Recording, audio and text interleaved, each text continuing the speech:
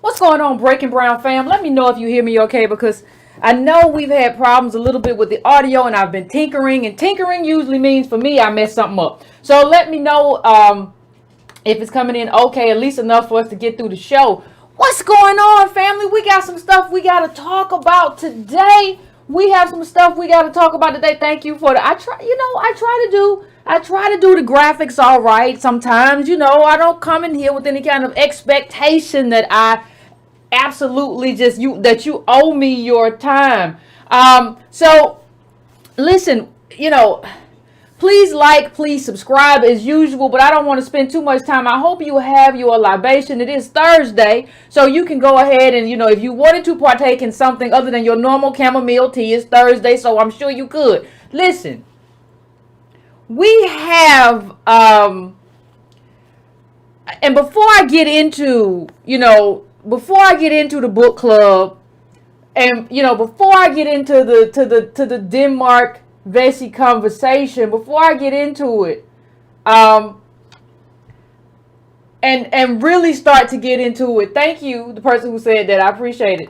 And yes, all praise to Gullah Jack.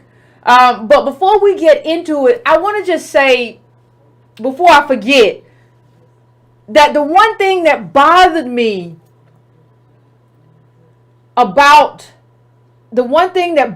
so much, and I really had a hard time, and this was a very short book, like it was 140 pages, and we're probably, before I let you guys in, and we're going to feel our way through this, because this is our first book club, this is our first little gathering, but I had a hard time getting through this book, and I wonder why. Like, it's a really easy read, right? It's a really easy read, it's a short read, and so I asked myself, like, why did I have such a hard time getting through this book?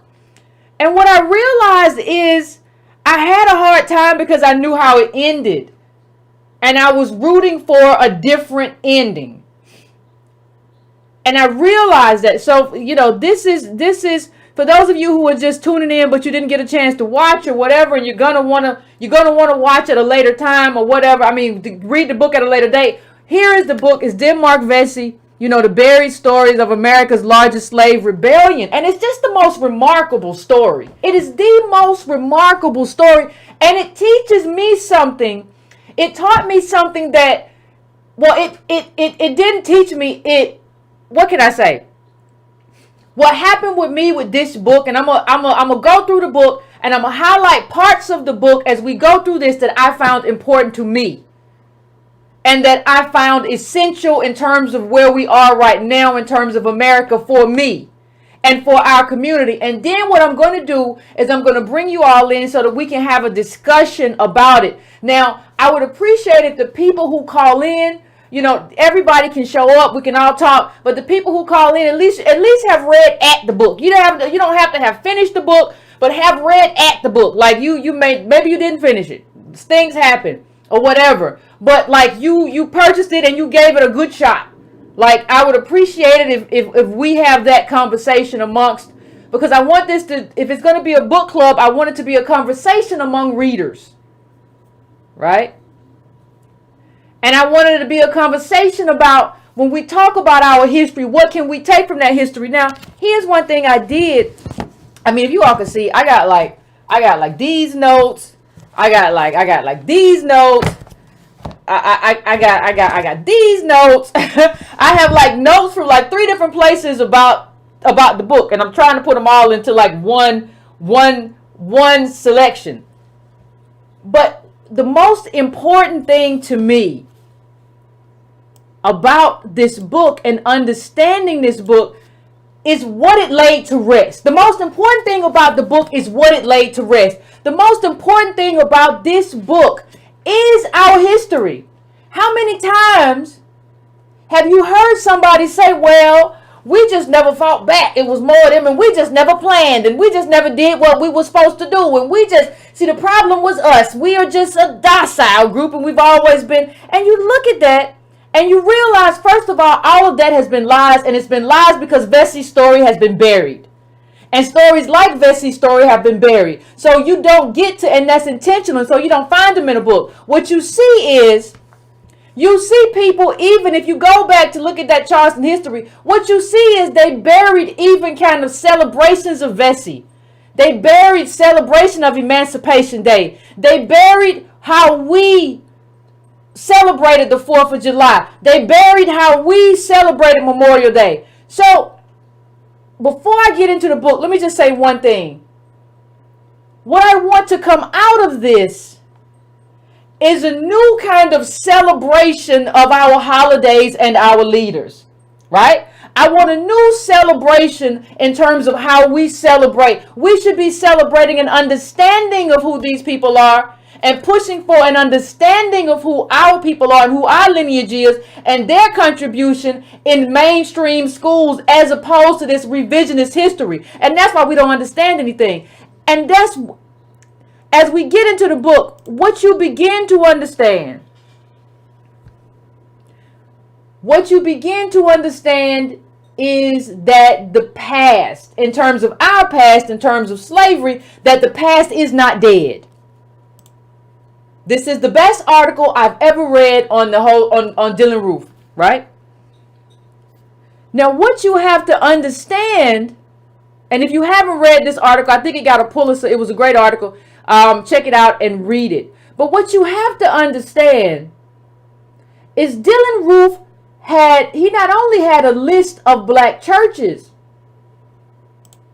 amongst his items that they found,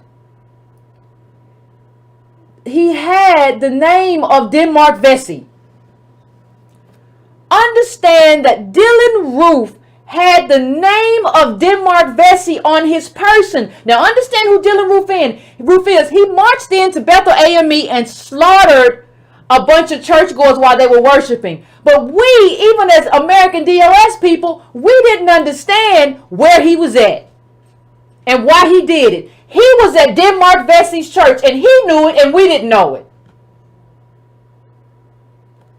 So you have to understand that history is not dead. It was alive in that man who walked in that church and did what he did. He understood the spirit of Denmark Vesey and what that represented, and we didn't and we do not.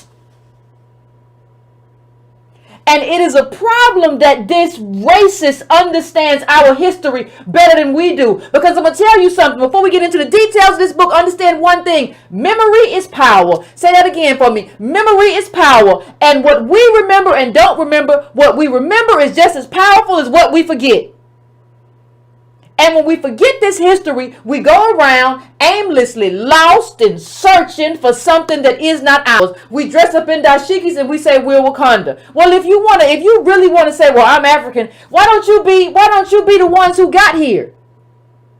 Why don't you be the slaves on this soil? Why do you need to go back there and try to be that? So let's get into the book, ladies and gentlemen. We got a lot to talk about, how powerful it is and how history lives. But one of the things we got to do, and pull out your book. Let me get your book for today's sermon. This is the good book. So one of the things that was most, when you get into the intro of this book, one of the things that was most powerful to me, that in the author of this book is David Robertson. One of the things that was most powerful to me is they said, and you can go, I think this is page 29. If you go to page 29, and we're going to hop around a little bit. I have a few pages bookmarked. But when they talk about Bermuda, and they give you an introduction of Vesey. But what they say here, which was kind of odd in terms of a description, they say, Captain Vesey, of course you take your name from your slave owner, and the other officers had noticed the beauty and intelligence of the 14-year-old slave, and how the captain had approved bringing the boy above decks, allowing him into the officer's cabin, and providing him with finer clothes. Now, first of all, that made me feel some kind of way. I wonder what else was going on and what they was doing. Like what because we don't know who was on this ship and what was going. These were not good people on this ship. They said in this book that you could smell, that sailors said they could smell a slave ship 5 miles, 10 miles away or whatever it was. Right? If you can smell that slave ship, that lets you know not only what's happening to the people, what's happening to the slaves on that ship, but what kind of people on that ship. And so it says something kind of remarkable to me that you noted, like his beauty, right? So Vesey, he was in Haiti, he was in a few other places, and he apparently, they say he faked seizures. Like he faked like he had, and so the person who he was sold to, where Vesey, Captain Vesey, the white man, originally sold him to, they gave him back and said he keeps being epileptic, he falling out, I don't want him no more. But it looks like that he was faking, because when he got to South Carolina, he didn't do that anymore. And then he was also somebody who spoke a number of languages. Imagine a slave, because he'd been in Haiti, he spoke French, he spoke Creole. He was fluent in a lot of different stuff. He was also fluent in a lot of different religions. Understand that being fluent not only in languages, being fluent in religions, and understanding the need to kind of play into that and use that as a construct for what you have to do in terms of your rebellion later on. Understand how powerful that is, especially for a slave. But that's who Vesey was. And when you have to, and all of that was necessary for what he was trying to do. Now go to page 4 real quick for me, because I think page 4 has the best description of Vesey. Like, I think that's the best kind of introduction for us in terms of who he was. It says Denmark Vesey in 1822 organized the most elaborate and well-planned slave insurrection in the history of the United States. Had it succeeded, it also would have been the most violent. 9 years before Nat Turner's slave revolt in Virginia's Tidewater district, and 37 years before John Brown's raid at Harper's Ferry, Vesey planned to seize the United States arsenal and the ships at the harbor in Charleston, then the fifth largest in the nation. In preparation for his attack, he recruited perhaps 9,000 slaves. Do you understand what it takes to recruit that many slaves over a number of years? Because Vesey had won a lottery ticket and purchased his freedom. And then went about for a number of years organizing other slaves to revolt. Now we're gonna have to get into it, because had it not been for some mulattoes in the class who were not anchored in blackness, this is another one of the themes, he would not have been found out. Now it's very clear that, like, one of his people was a light-skinned person, but it was not that person was not a mulatto. So Vesey said they were very clear that, like, the people who get hand-me-downs from white people will not be included in this revolt. And then Vesey was trying to go to Haiti. He was very inspired by the revolution there. And apparently the date of his planned insurrection was Bastille Day. Like, understand that this is a very knowledgeable Negro in terms of not only what has to happen, but his knowledge of world affairs, his knowledge of his intellectual capacity. He speaks language. He had a Muslim friend. He had a Gullah friend. He had everything covered. He was over at Bethel AME. He had everything covered, except for snitches. Everything. So we go back to page 4 one last time. He preached to them the doctrine of negritude, the shared spiritual identity of all people of color, whether Africa, the Americas, or the West Indies. Listen, people got to stop saying that nobody tried Pan-Africanism. These people still had a memory of their homeland. Like they did not understand it like it is over. Like, you're here now. This is a trajectory of your life. Your life is here now. But they tried, and they were very inspired by Haiti and all kind of other things. They were really trying to build a sort of solidarity. Understand, though, this is before AFRICOM. This is before America marched into all these African nations. This is before any of that. A lot of these people were born slaves. Like, they had memories of, were not born slaves. Some of these people were born in Africa, Angola, and they still had memories from there. Some of these people still had languages and shared identity.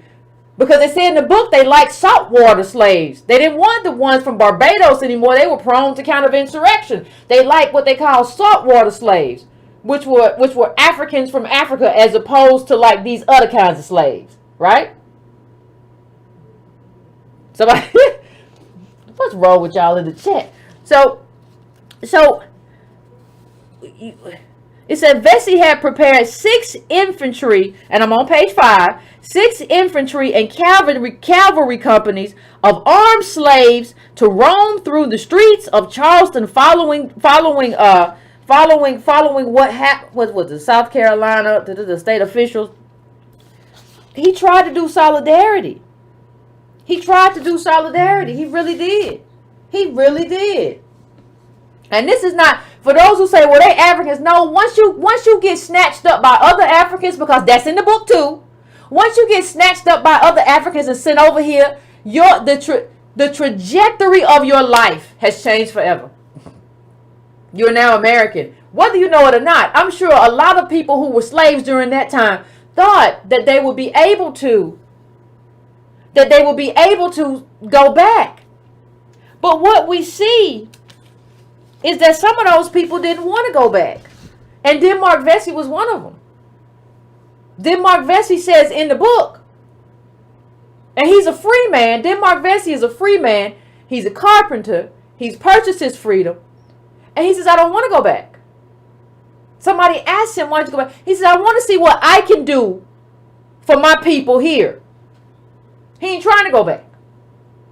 It's right here. He's inspired by Haiti. He's inspired by Allah. But he's not trying to go back. He wants help from Haiti. And after they do what they got to do, after this rebellion that he planned, he wants to sail off to Haiti because he believes that Haiti will rescue him and will rescue Africans in America if only they revolt. Now, none of that proved to be true, even with future revolts. But that's what he believed. And what you also have to understand, let's go to page 19 real quick. If you have it on, let's go to page 19 real quick. Because we aren't going to get through everything, but we got to get through the most important stuff. It said, one of the things that you have to understand is that slavers had incentives to be slavers. They didn't just do this because like they were just bad people or they were just awful. I'm sorry, page 18. It says, the Barbadian, that's who mostly moved into South Carolina, the Barbadian slave owners. There was some kind of little deal, you know, these people are great for little backdoor deals. It said the Barbadian founders of Charlestown left a third inheritance for Denmark Vesey's later revolt, a black majority. See, Charleston was usually Charlestown, and it was Charleston had a black majority. And the white people was always scared because they understood that this might happen. They had the stone, what's it called? The stone or stony revolt. They really understood this. And it says, but listen to how they got these slaves. It says the original land grants, page 18, were a strong inducement to import as many black slaves as possible into Carolina. And the economic success of the gang labor plantation system meant easy credit to subsequent white arrivals willing to pledge future crops in exchange for immediate ownership of slaves.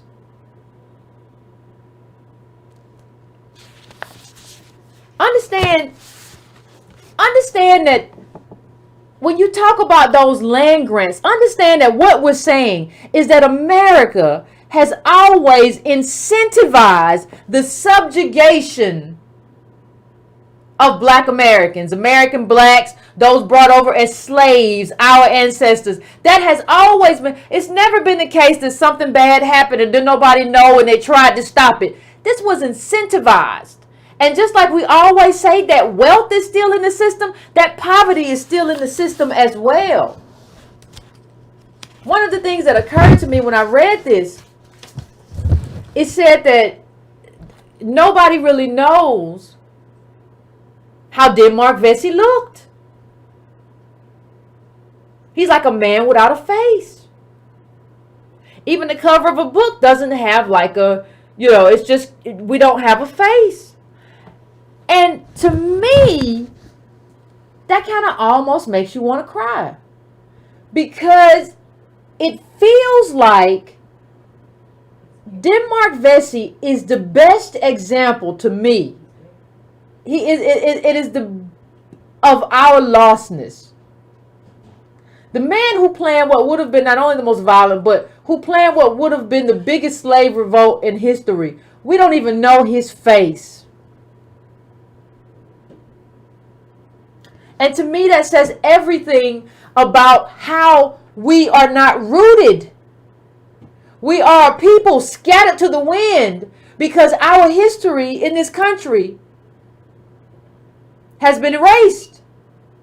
If you are a person into lineage and ethnic lineage in terms of how you adorn your body or whatever, like if you have a Africa tattoo, I mean, if you're gonna do that, understand that, like, you have Denmark Vesey, but you don't even know what he looks like, so you couldn't even do that.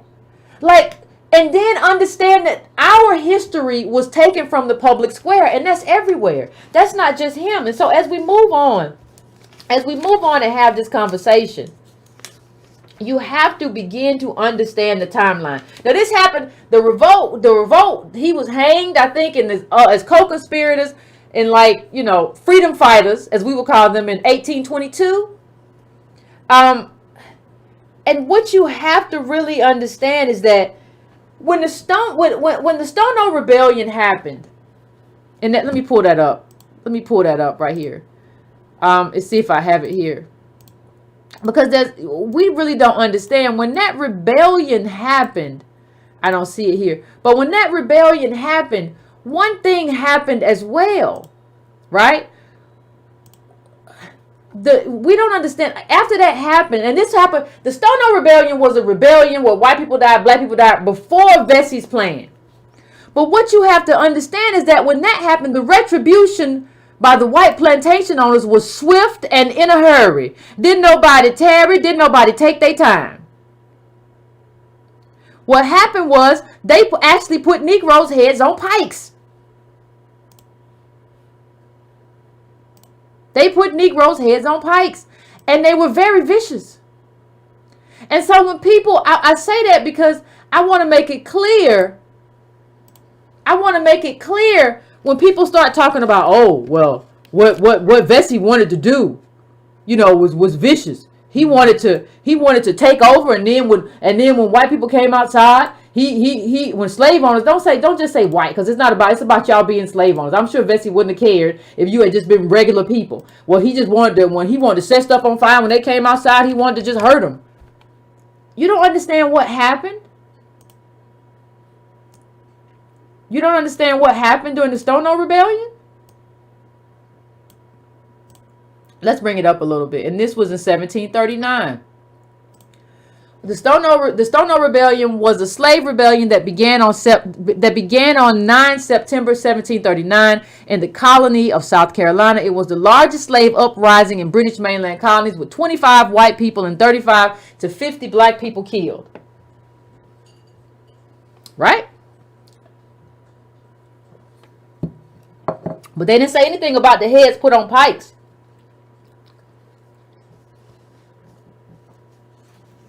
And if you go to they didn't say anything about that. Not a word. But we got to talk about everything. And see, if you go to, you know, the page, the Stono is on page 24. But if you go to page, let me see. If you go to page 32, it's very interesting. Even what the book reveals about the slave trade, it says, and it goes back, because you understand that this is the history. The Stono is the history in South Carolina. Then you go to Denmark Vesey, and you go to what kind of built him up, and maybe why he didn't want to go back to Africa. He was looking to Haiti for help and to run away after they had their rebellion and did what they did. And remember, they had stored weapons in places and done all sorts of stuff. Gullah Jack, He had Gullah Jack. He had a Muslim who's what was the Muslim's name? I can't remember the Muslim's name. He had Gullah Jack who thought he was a sorcerer or something, wore these long whiskers. And people thought he couldn't be hurt, and he played a coon. That's another theme. Like he played, like there was this, basically this veil between white people and black people in the book, and black people just, slaves just played a role. Slaves just played this stupid role, and Gullah Jack was like, he was one of the people who kind of played this role. Well, he played like this coon, and the white people just loved to laugh at him, but he wasn't crazy. And he agreed to be a part of the revolt as well. But see, what you have to understand too is who Vesey was and what he was invested in and what he'd seen. It says on page 32, what was witnessed by the young Denmark Vesey, if he did make a trip to Africa as an interpreter during the 1781 and to 1783, has not been recorded. The slave trade succeeded in Africa largely because some black traders chose to cooperate with white ship captains. Perhaps Vesey's doctrine of negritude came from the observations that black united could have curtailed the slave trade. It's certainly possible that he saw a bunch of sellout Negroes doing stuff they shouldn't have done, like selling their brothers and sisters to the slave trade or using them to make coin. That's what he just said. Vesey spent 17 years as a slave.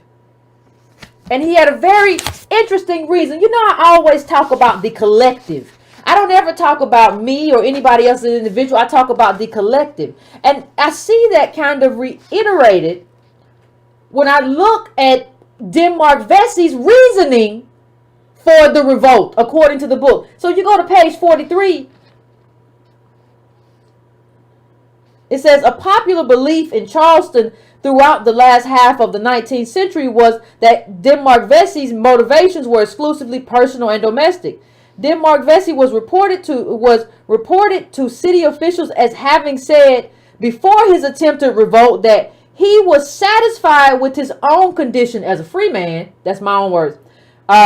Being free, but as all his children were slaves, he wished to see what he could do for them.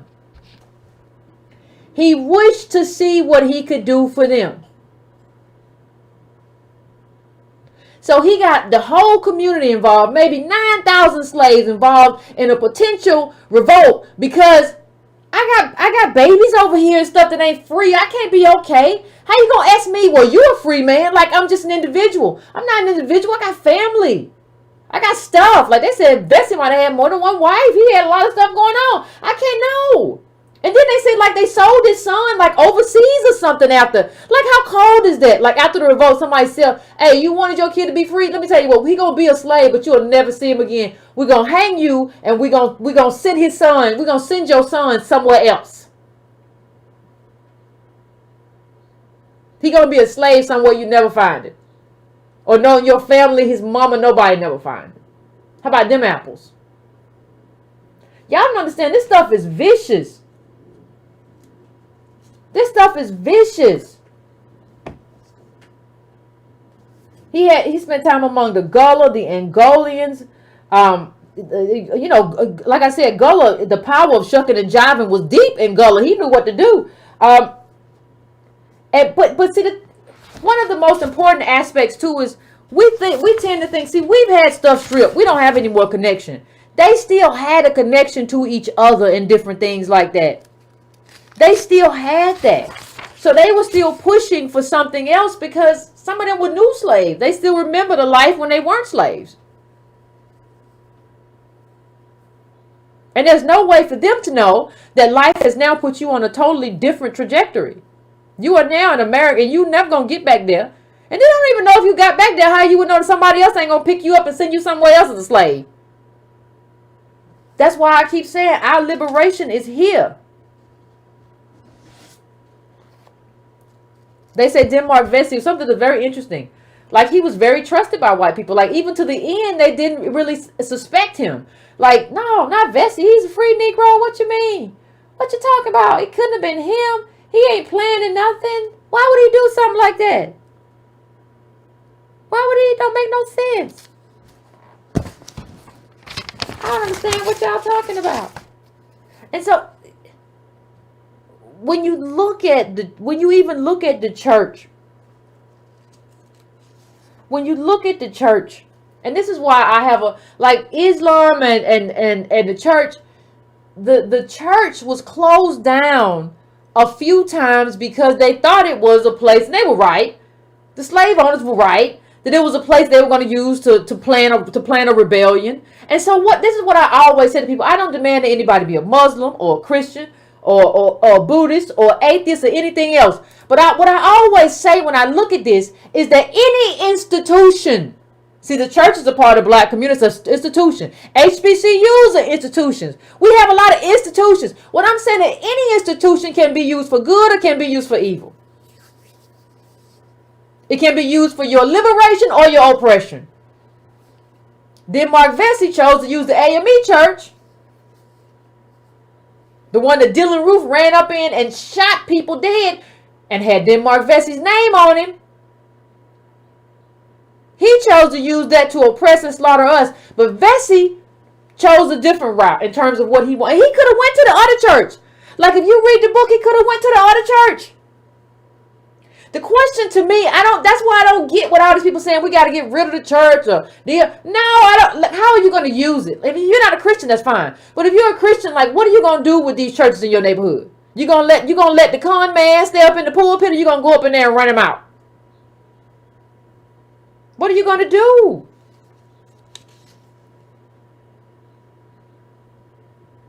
I don't know.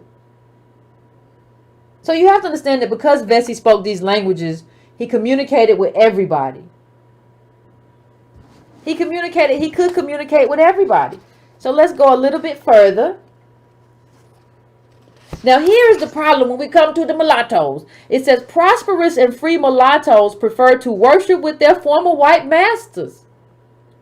At St. Philip's Episcopal Church, founded by the city's original Barbadian slave owners, or at such prestigious white churches as Second Presbyterian, where Denmark Vesey was recorded as a member, but that's not where he went. You also see some very other interesting mulatto information.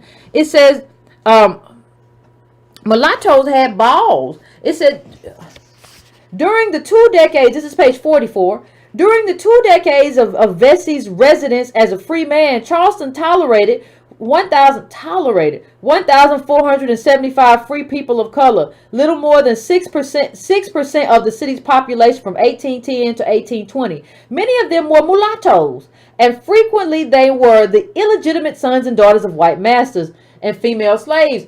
We are descendants of slaves and slave masters. How many times have I said it?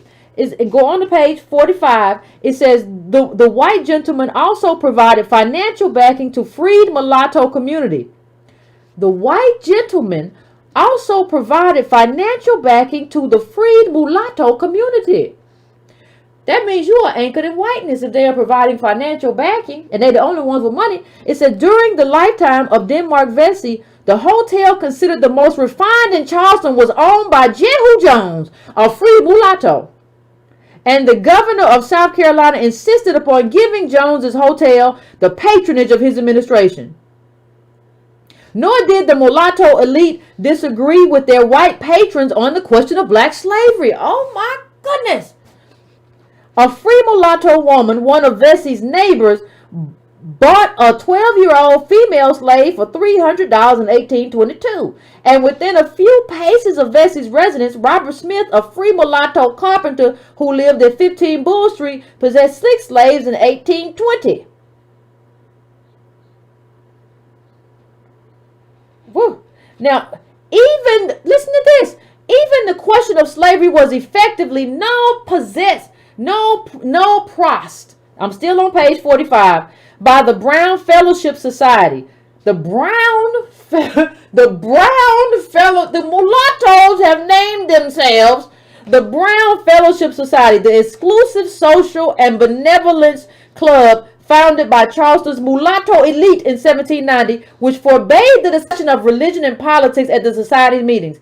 Despite his earnings and his respectable address from 1810 to 1822, there is no evidence that Denmark Vesey ever was invited or accepted membership into the Brown Fellowship Society.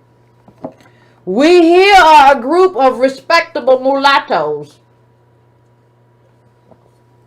Ain't that something? The Brown Fellowship Society. I'm going to go into the Brown as a spy. But listen, what that shows you, and let me just say this, different communities had different, like when you get close to the civil rights movement, you see more mulattoes who can pass as white kind of going into KKK meetings and reporting back to NAACP. So the history of mulattoes in this country is very interesting. But the history in Denmark Vesey's time is that they was selling out to the master. And they were in this community. I can't say in his time, in this community.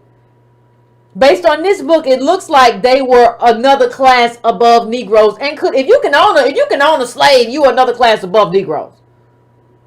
You're another class above black slaves.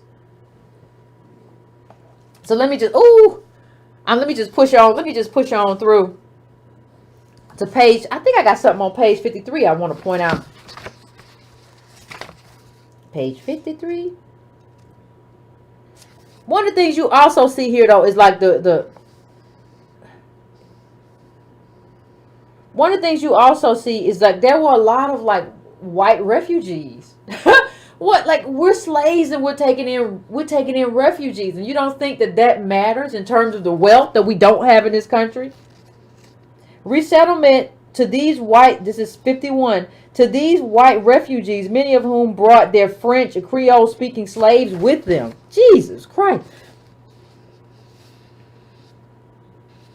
Okay. He said Vesey had combined, this is page 53, and this is like the best assessment of kind of like who Vesey was. Vesey had combined the apocalyptic visions of a white planter named Hugh Bryan. Now, understand that combines mysticism, because Hugh Bryan was a white planter who went around saying that these slaves going to kill us. He went around saying it like, these black slaves going to take us out, and I've seen it in a vision. Jesus told me. And then people was like, well, he crazy. And they were like, then the slaves got word of it, and they saw it as like prophecy. But then when people got on to the planter, Hugh Bryan, he took it all back. He said, I didn't mean to say it. I don't know what I said. I'm sorry. I don't feel well. I need a nap.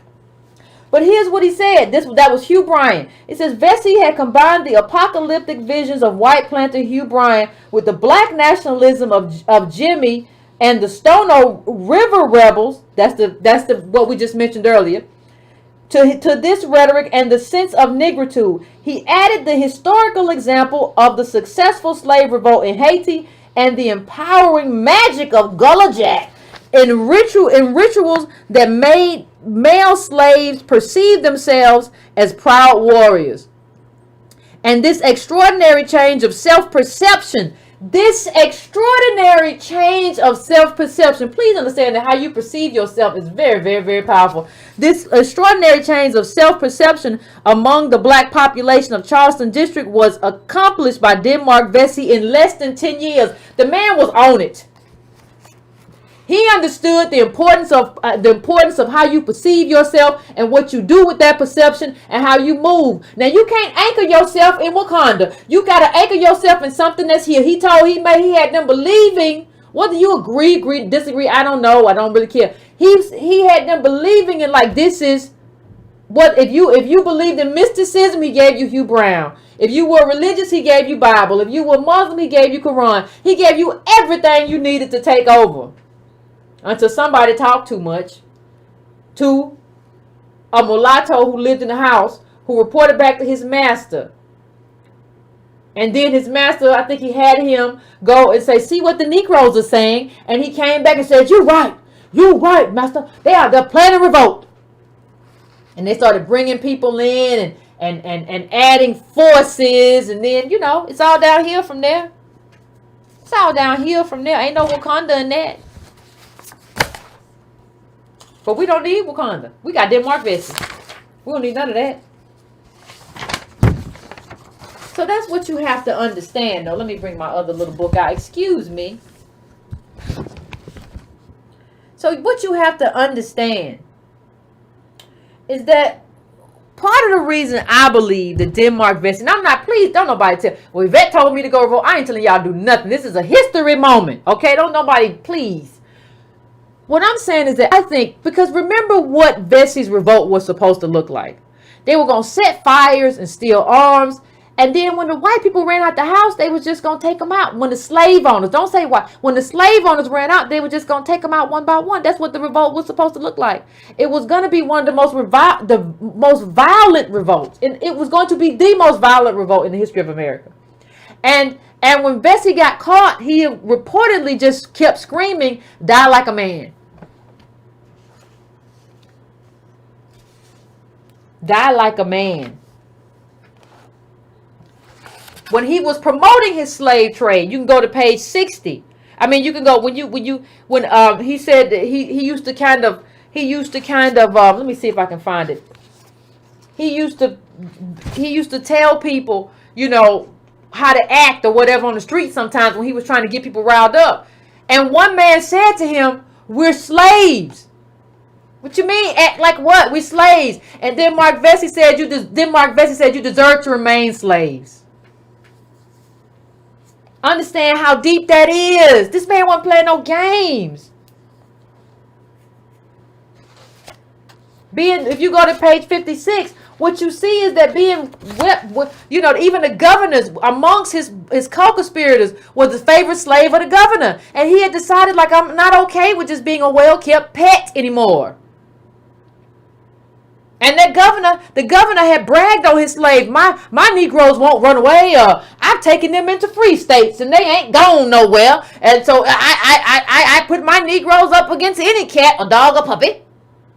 And he didn't know that was just an act by his slave. Bennett was the governor's name. Don't nobody want to be a pet.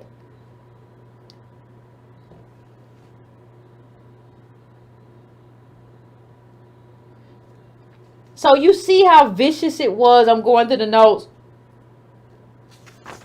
You see what happened. You see on page 79 that a light-skinned slave helped, but it doesn't say anything about him being a mulatto. It says, and you know, one of the things when you see who gave Vesey up, you see that, like, there's always a house Negro around, right, willing to rat. But, like, I think we've just gotten into the place now that we can't recognize him. We used to recognize him. Yeah, there's a mulatto. He get all the free stuff. They gonna make him own a hotel. We know exactly who he is. Now I just think we don't recognize him.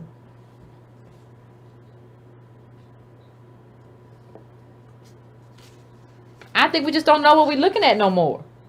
We try, but we don't know. And then Denmark Vesey said something that was very interesting. When he was planning the revolt, he said, "Nothing can be done without fire."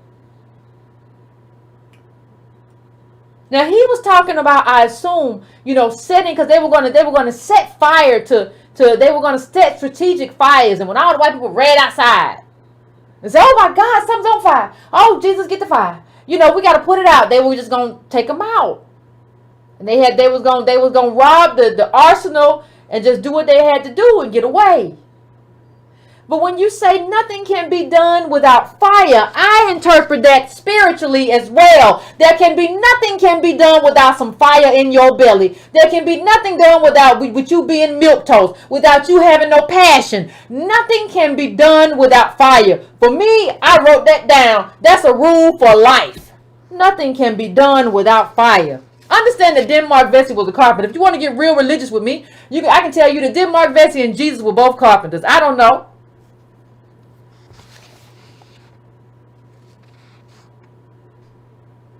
I do not know.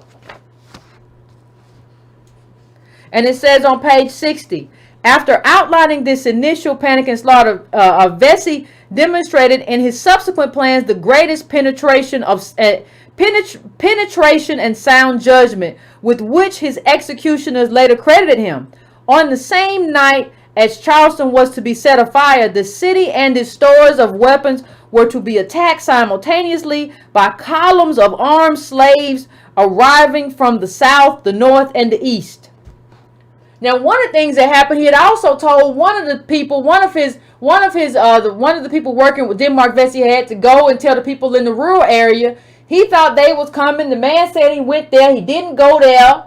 He didn't come back on time, and he lied. He said, I'm going there tonight, and he didn't come back. We don't know what happened.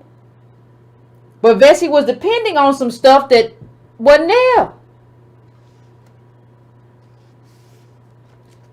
Frenchmen blacks very skilled in the making of swords and spears, such as they use in Africa to arm the rebels. They were making swords and spears, and they had bullets stored away, all kinds of things.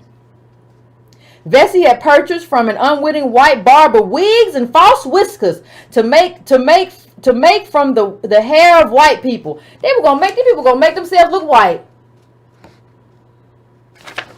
They was doing it.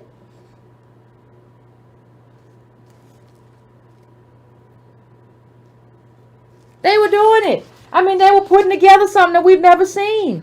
And, you know, the word is that life got worse because the price of cotton went down. So it was a prime time for Vesey to move and act because of what was happening on the ground. It was a prime time to just get involved because the black people were suffering more. And if you want to do a revolution, you got to find a time when the black people is suffering, or when they're at the height of suffering. And he did that. And you had a lot of problems, though. You had a lot of problems. And Vesey used everything from the Bible to Islam. You know,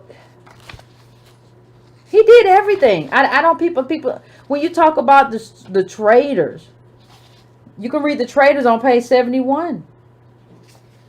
Vesey only had like 3 mulattoes with him because they were a problem. And then people were tortured with cowhides when they found out what was going on.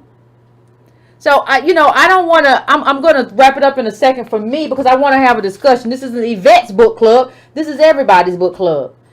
So I want to be able to have a conversation with everybody about what this book was about and what this book says for us in terms of who we are as American DOS people and what we're going to do and what our legacy is and how how we are going to understand that legacy and move in that direction and do what is necessary. We don't even know this man's face. How? The man who planned like this insurrection, we don't even know his face.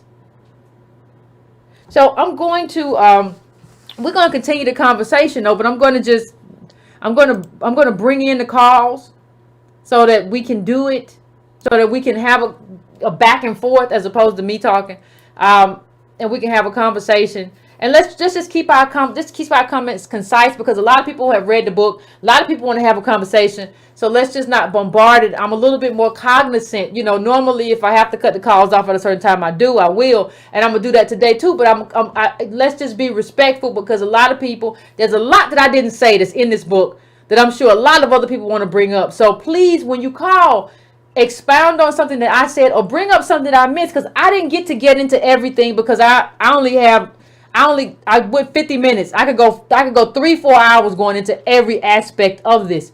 But I want to have this back and forth. So please have to be respectful to anybody else that calls in. Please have your whatever notes you have outlined and highlighted and so we can have this discussion and get as many of the Breaking Brown family members involved as we can. So I'm gonna put this up. Give me like 4 or 5 minutes to get to the phones and then we're gonna have a conversation.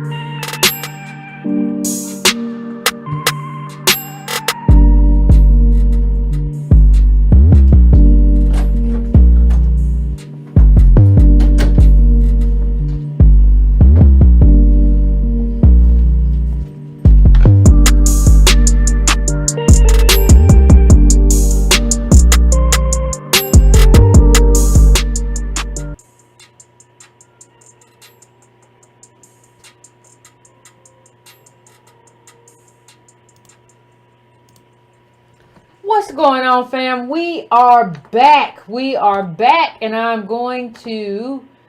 am getting ready to take a few calls from the rest of the Breaking Brown family. Thanks for the donations, fam. I appreciate it. Let me get this right. Let me get everything together and straight so that we can have this conversation. Because I want to hear what y'all got to say. People who read the book, I want to hear what everybody got to say, about everything. So I'm coming to the first call now. I'm coming to 510. What's your name? Where you calling from? And what's your thoughts? How you doing, Yvette? I'm doing pretty good. Happy New Year to you. Thank you. This is Vero calling from the south side of Chicago. Okay. First, I want to say thank you for putting this together. I think this will be a wonderful tool moving forward. I would like to strongly encourage you to continue to do this. Okay. And then secondly, I was really impressed with Vesey's assessment of people, even at that time. He knew who his true followers could be, and more importantly, he knew who his true enemies were most likely to be. And he maneuvered and negotiated the planning for this revolt, keeping those two things in mind. And I say that because you talk about that all the time, how we have to constantly assess people by asking who you and what about. And I think this book illustrated both of those points. I want to thank you, and I'll get off the phone and listen to everybody else. Happy New Year, family. Take care. I appreciate it, fam. But I agree. I mean, especially for that time. Like, Vesey's assessment was so on point. Like, and it's not just the mulattoes. He knew who was good for what, right? He knew what Gullah Jack was good for. He knew what the Muslim was good for. He knew what the people in the rural community was good for. And not only that, there was a lot of manipulation because he knew what everybody was capable of, but what they would have to hear in order to do it. Like, he brought people over, like, to his house, to the house, like, to meet they came over like to meet the rebellion leader or whatever when they met Vesey. And he would, like, give everybody a story about what they needed to hear to get them riled up to be what he needed them to be. And if you ever want to read a companion book to this that kind of that takes it further, I haven't finished the book, but I was reading it along with the Denmark Vesey book. You can read Denmark Vesey's Garden, and it kind of talks about the erasure of Vesey. Because what happened with the erasure of Vesey and the rebellions was the advent and the ascension of white racists in terms of John C. Calhoun and all of these other people. So they erased us out of the memory of that place in all of America, really, and they brought in these traitors. And so if you want to have a companion book to this book, Denmark Vesey's Garden, from what I've read so far, I haven't finished it. So if something comes in at the end, I'll be like, I told you I hadn't finished it. But you have, like, that's what you would probably want to you might want to pick that up. You might want to pick that up too. I am going now to 919. I'm coming to you. What's your name? Where you calling from? What's on your mind about the book? Hey, how you doing, Auntie Yvette? Happy holidays and happy New Year coming up to you. Appreciate you. Thank you for the referral on the book. You're welcome. Thank you for the referral of the book. I'm in Myrtle Beach on vacation with my kids. But I got a chance to read the book last week on my way to Atlanta, and there was some interesting stuff that I noticed, like, is with Denmark Vesey, especially like we just said, the assessment and how good he was at reading people. But I want to pivot to a pertinent point with the enemies within us sometimes, and I'll go back to even a book I'm reading currently called People Like Us, and it talked about the advent of the formula of the house slave and the formula of the skill slave, and how the house slave was the proxy to masters' goods and masters' belongings, gave them a sense of entitlement, and so that entitlement they always felt kind of with the proxy, I was better than you and you were better than me, and it was weird that he buffered, he read that with the mulattoes, and I'm not trying to say I had an experience happen to me when I was young, and I'm not going to go into that. And with a mulatto woman, but that's another day, another story. And a mulatto family. And I say that to say this, that, speaking about the show was on Wednesday and talking about the lady with the piece that she wrote in reference to not deserving of citizenship, I start to wonder, do we need to start assessing who's who amongst us? Because sometimes I find myself, and I say all the Breaking Brown family find themselves in proxy of people who are like buffers to tell people of authority or to calm down or to don't do this or not to do that. And it's very troublesome because then what starts to happen is if we go a little further into the book when it talked about, when the writer, Mr. Robinson, talked about what a Spartacus list and talk about, like, I don't know if I'm reading it, if I understood it right, but it was like a list of everyone who wanted to revolt against the Roman society or that the empire were kind of like, if they didn't make it, you just kind of threw them away and kind of like, make them forgotten. You know what I mean? Like how America does right now, all African American or DOS history. How you erase it. You don't talk about the Demar Vesey. It talked about how in the beginning of the book to talk about Demar Vesey's book, how the author talked about in first chapter how the people, he said only the people in Charleston knew how important that man was and how his face was like a municipality building.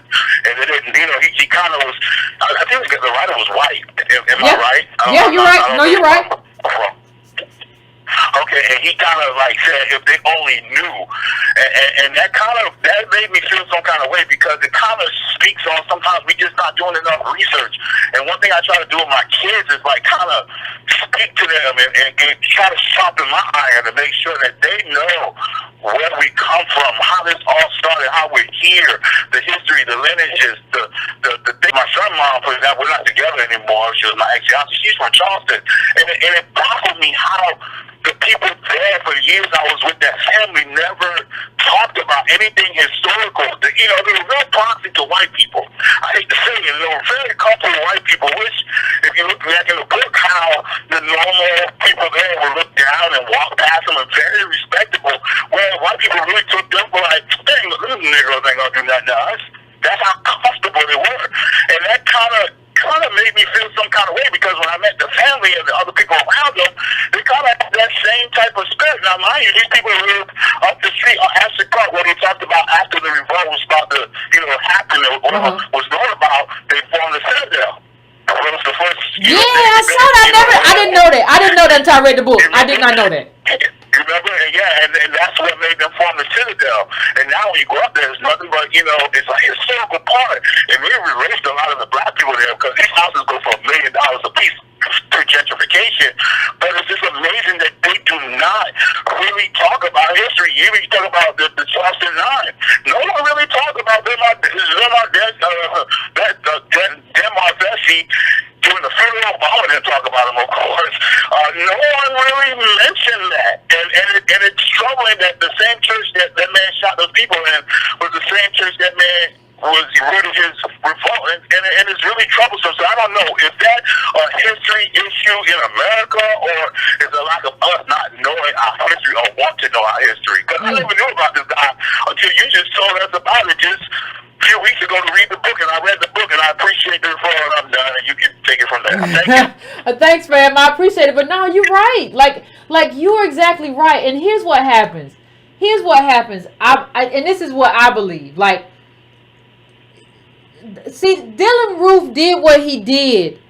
If our history had been in the schools and had not been erased, there would never have been a way. Like I said, read the story. It was just a good story, just in and of itself. But if Dylan Roof had known the real history, he was reacting to some white supremacist garbage that has taken over schooling in this country.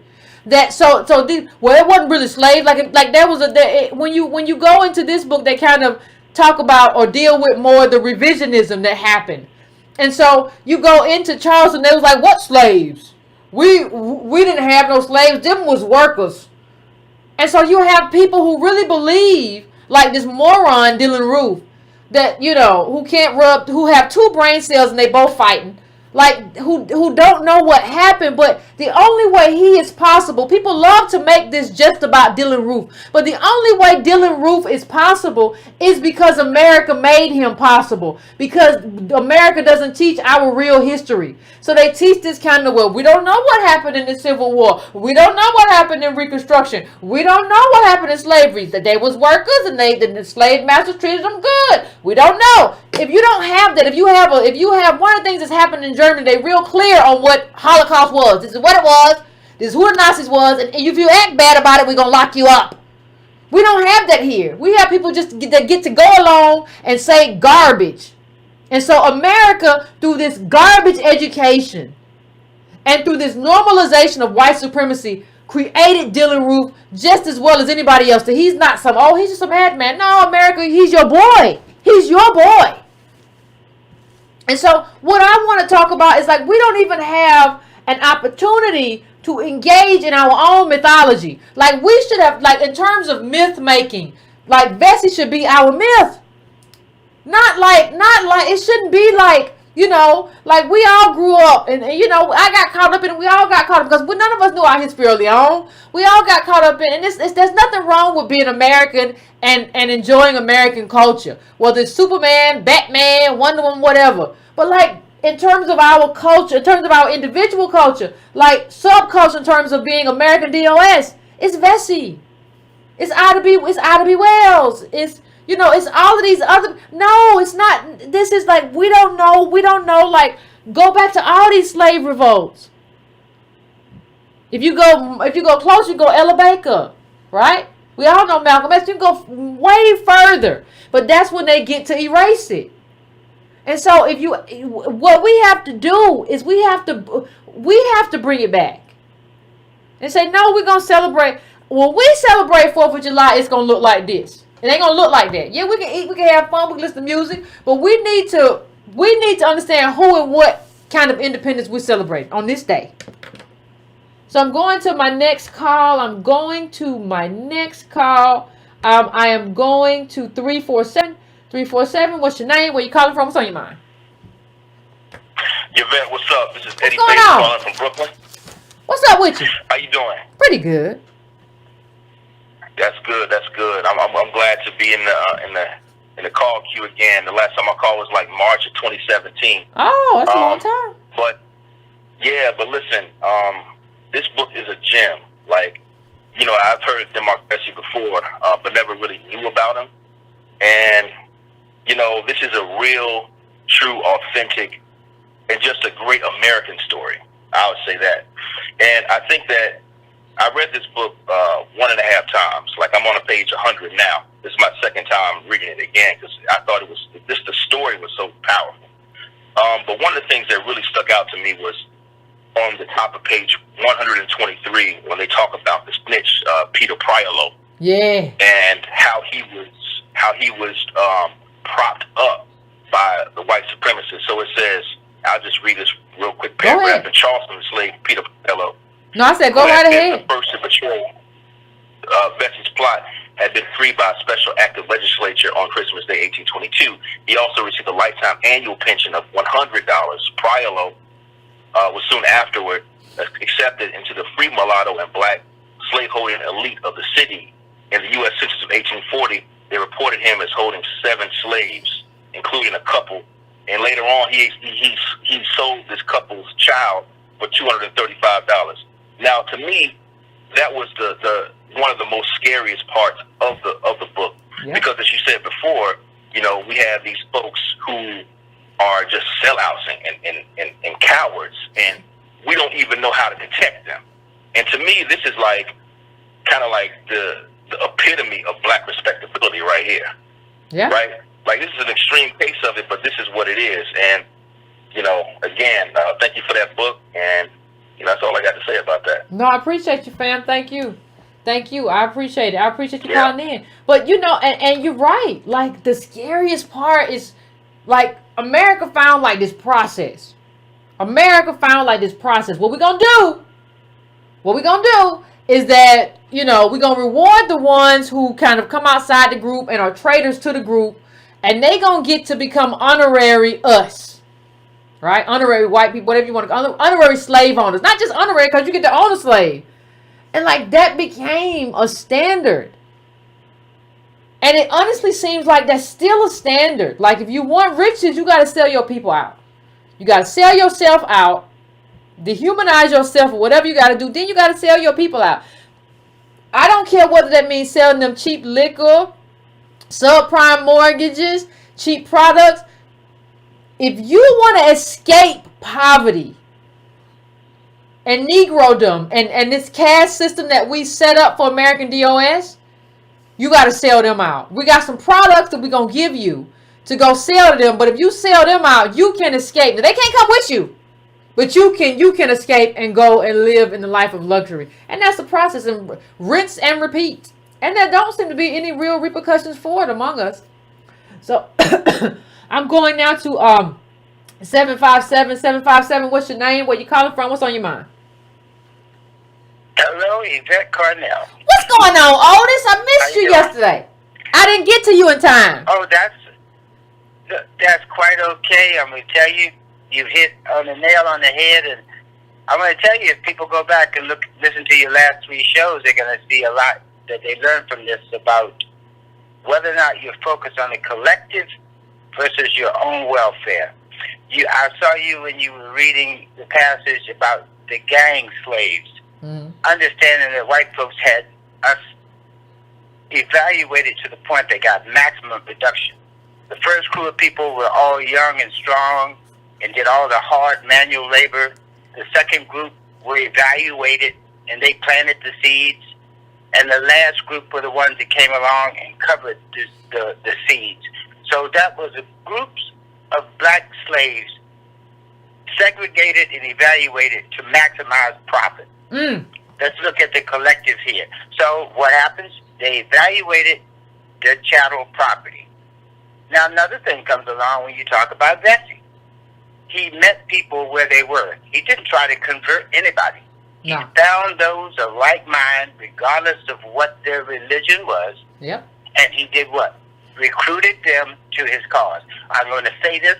Stop trying to convert people. When they show you who they are, decide where they fit, and move along. And I've tied this into, you're going to have the same problem when you look at the Roland Martins, the Michelle Alexanders, and the Lee Elders.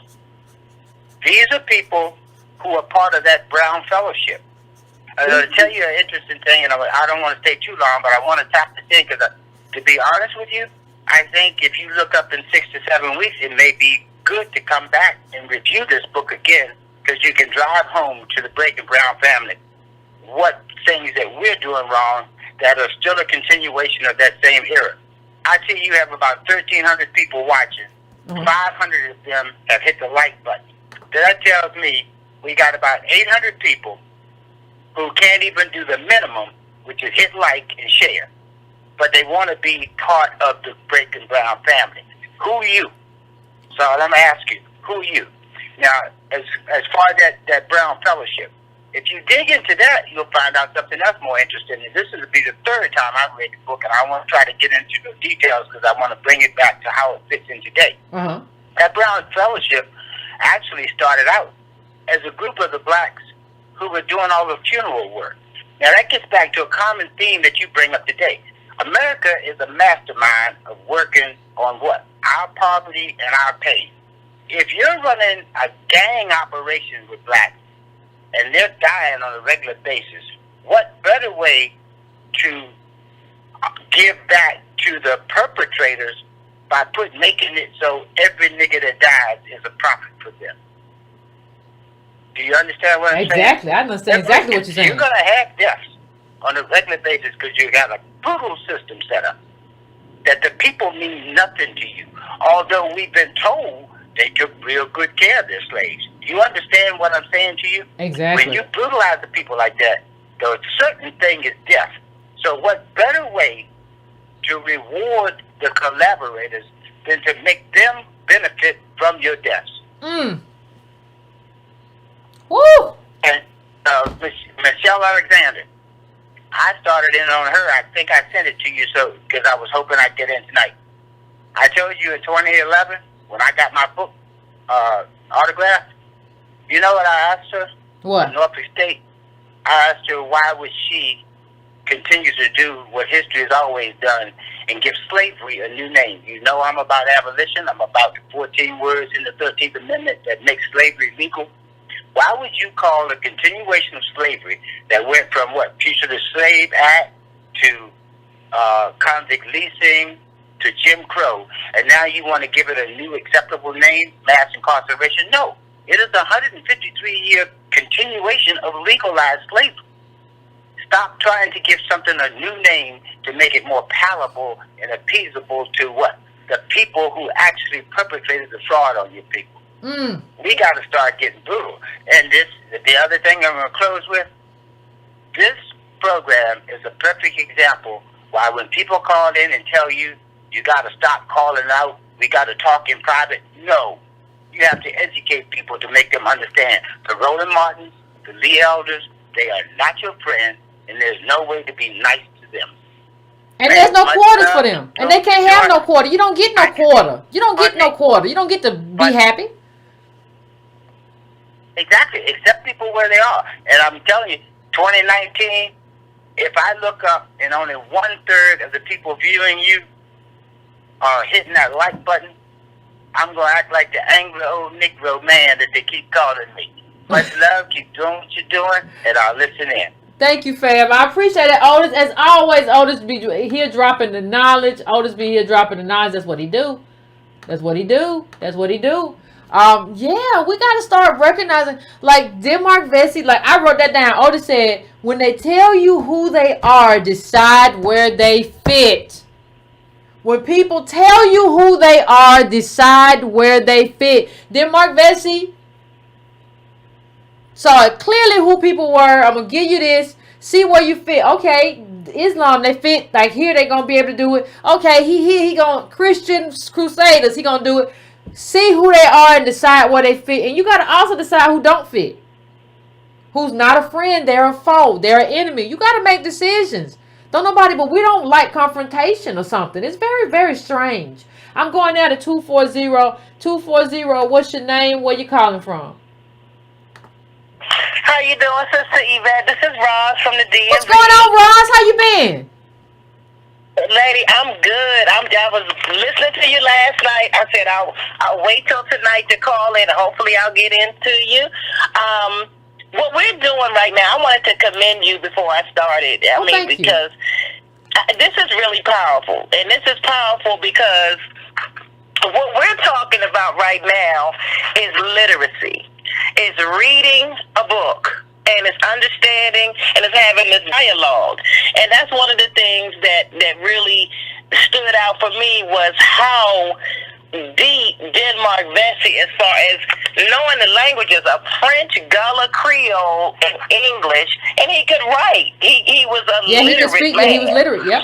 And isn't that one of the things we try to push in our community is literacy, and not just being able to regurgitate information that's given to us, but understanding it and knowing it for ourselves. Yep, you exactly right. That's one of the things. Yeah, so I wanted to commend you and thank you for that. One of the things too that really stood out for me, and it's like a kind of a parallel in the book, is the art of war. That is one of the things that this man, I don't know if he read Sun Tzu, I don't know, but it's the art of war. They actually planned this for years. Denmark Vesey worked with Gullah Jack, and even when they're coming in and they're showing a certain element, do we really have that happening today where our entertainers or people are showing a certain element, but then they get behind closed doors and actually have a solid plan? Do we have that? Well, you know what happens today? You know what happens today, Roz?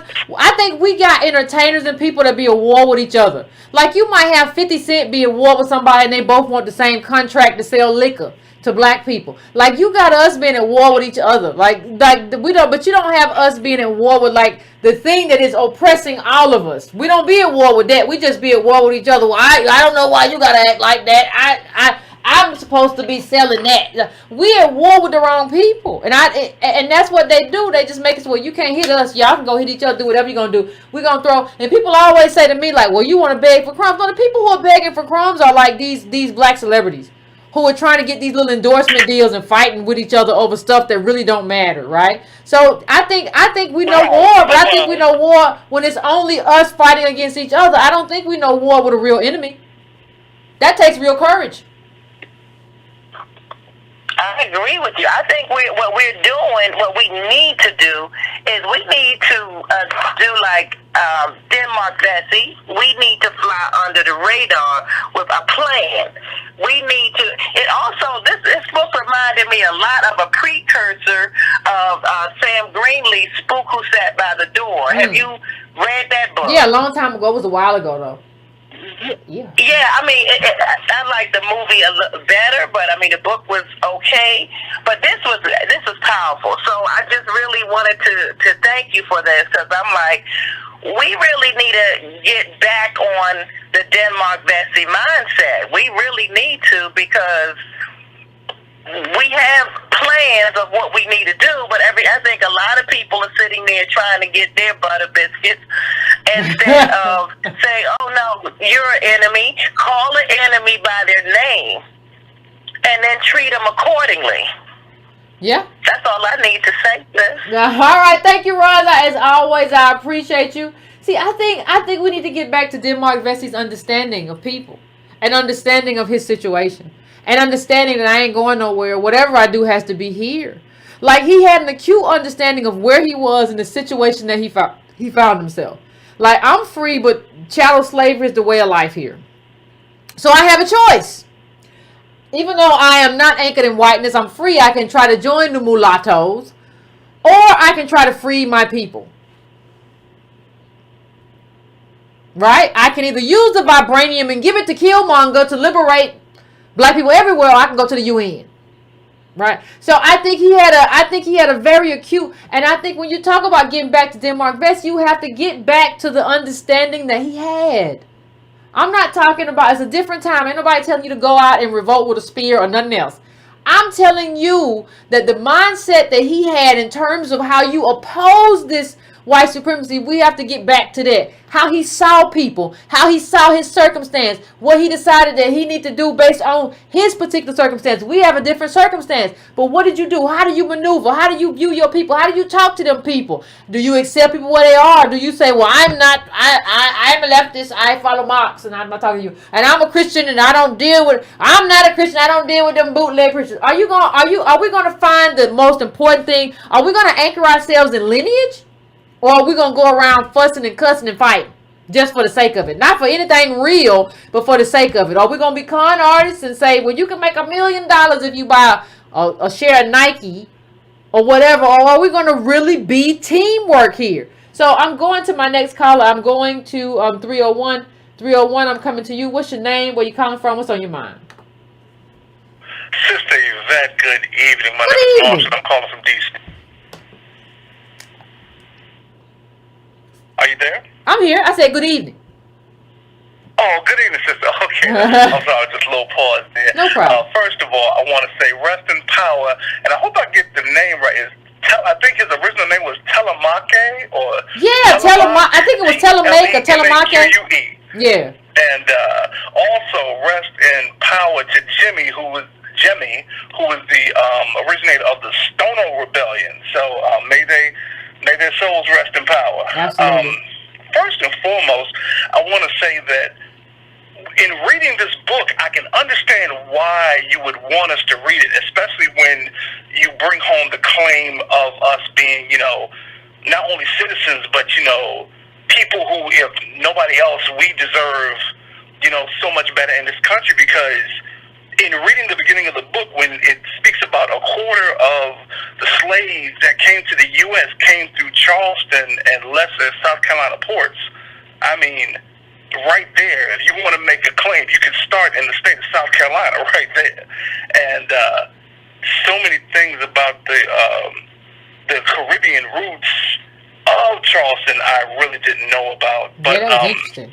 The main chapter that really caught my attention was the one about the magnolia curtain and the sable curtain. And I'm saying to myself, how did, with everything they've done, even when they, the conscience of the people, of the slave owners, if there was, any conscience, it's like they knew that these people can't be running around thinking that everything is so just nice and that everything is just, supposed to run so accordingly. And especially when you read the earlier chapters about how hard the Barbadian slave masters were that first came to Charleston and other parts of South Carolina, you have to say to yourself, like, wow, okay, 5 generations later, they're just walking around almost in this daze like these Negroes are just happy and there's nothing going on. And then behind that sable curtain, I remember you had posted a picture of the beginning of the 5th chapter on Instagram. Yeah. And it spoke about the slave John Ori. And his slave master was like, I can't believe you're involved in this. And Ori, and with, I can almost see his face look at, his slave master say, I wanted to cut your guts out and feed them to you. And that's what he told him. Didn't he tell him that? He told him that. He could have tried to save himself and been like, I don't know what they talking about. I wasn't trying to do nothing. He was like, yeah, I wanted to slit you open and throw your guts in your face. What you want? You made me a slave. What are you talking about? I was a slave. It's kind of the same thing it's kind of the same thing with the governor Bennett. He couldn't believe that his slaves were going to be involved. You talk about Denmark Vesey and how he was so well liked, by like white folks. You go around in this fog, and it's like there's no way. But when you flip the script, when I guess it was Major Wilson, when he sent his mulatto slave out, George Wilson, may he rest in hell, when he sent him out to do recon on if there is such a revolt, in plan, what did he do? He went directly to the AME, parishioners, the followers who, for the past few years, their parishioners were arrested. I didn't read in this book. I didn't know the connection I knew Morris Brown, there was connection with the AME church and his leadership. I didn't know that Denmark Vesey belonged to the church at the same time as Morris Brown was leading it. So, that was crazy. But, sister, I just want to say thank you. I'm going to get off the phone here, and I'm enjoying this. I'm listening, and thank you for this because, this is a great history book, and I'm taking it back to the library, and I've already ordered my hard copy online from a black... so I had to get this book and keep it in my library. So, sister, keep going. You got the support of so many in the black community, and I'm just going to take a listen and continue to listen to you. Good night. Good night. Thank you, fam. I appreciate it.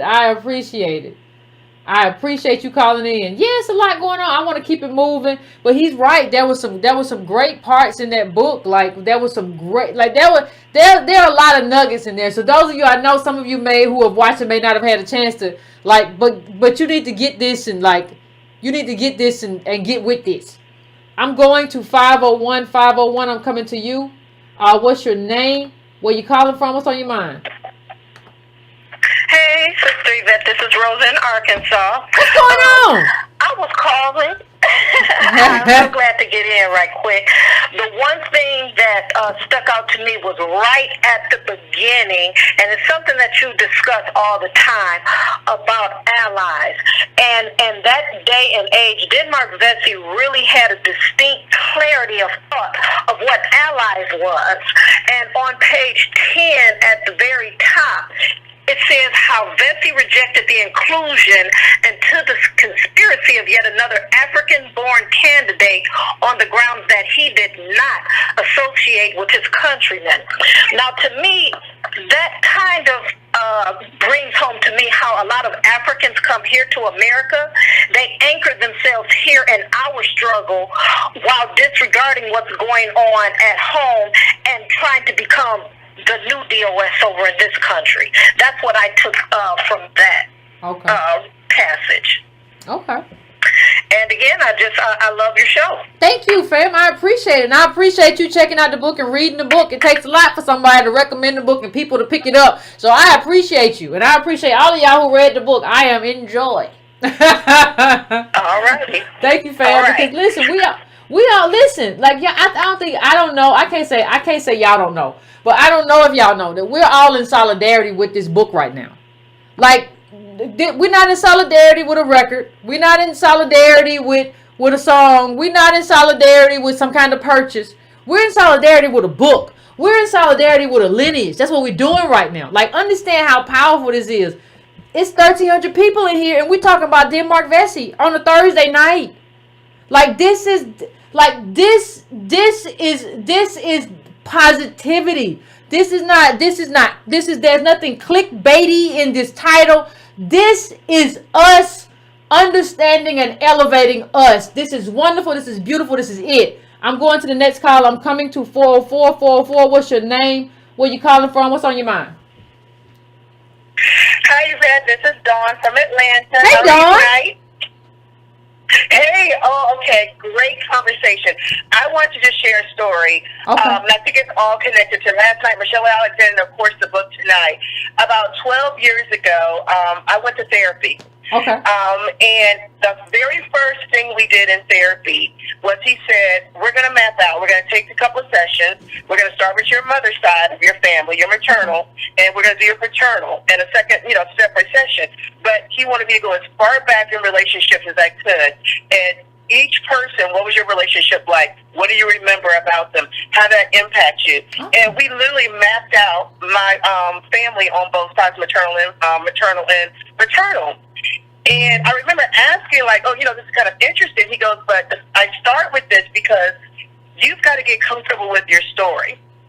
And he kept telling me, he goes, because when you're not comfortable with your story, when you don't understand it, when there's things that you're moving, you're doing things in certain ways, you don't understand it because there's something in you that's not comfortable with your story. If we get your story out and you're clear about your story, you can then be conscious about, he goes, you'll never be cured of anything that happened to you, blah, blah, blah. But what I can do is give you the tools so that you can actually maneuver.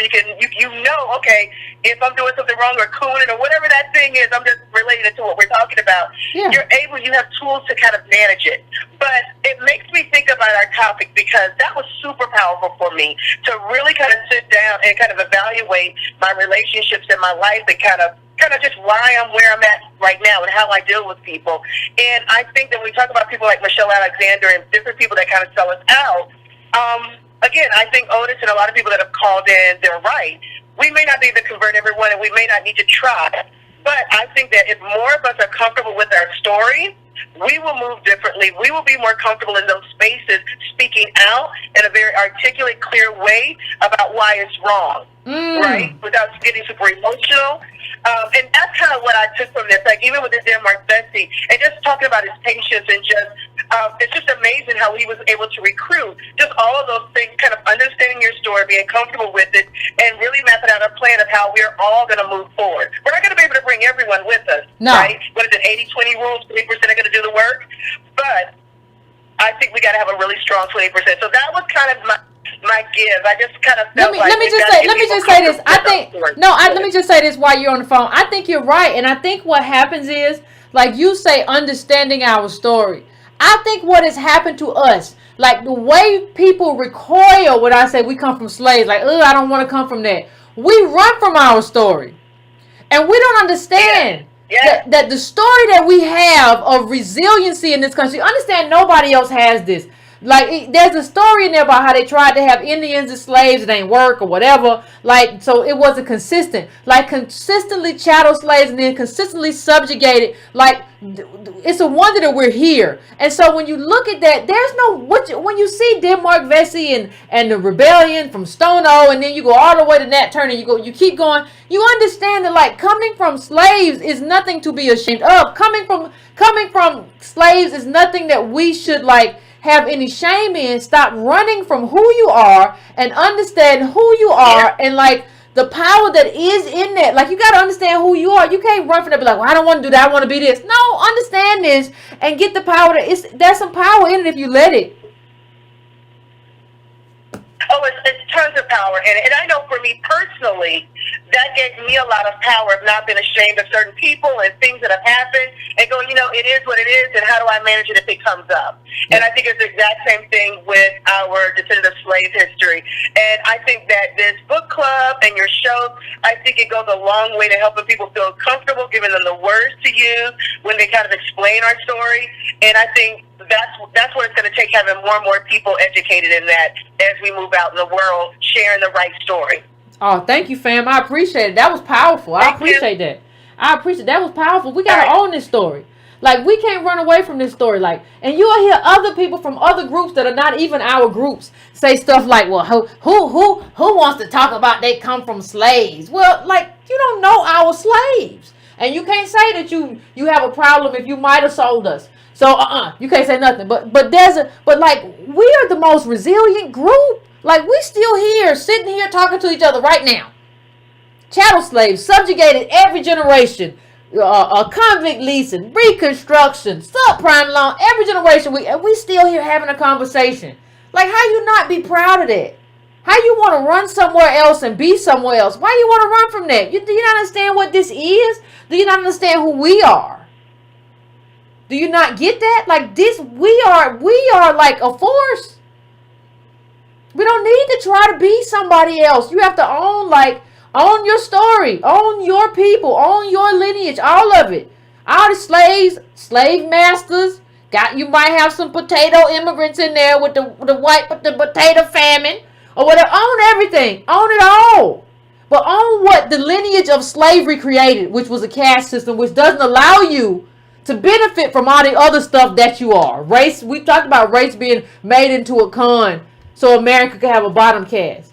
But, like, there's nothing for us to be ashamed of here. Like, the people who enslaved us, yeah, you got a lot to be ashamed of. But there's nothing for us to be ashamed of.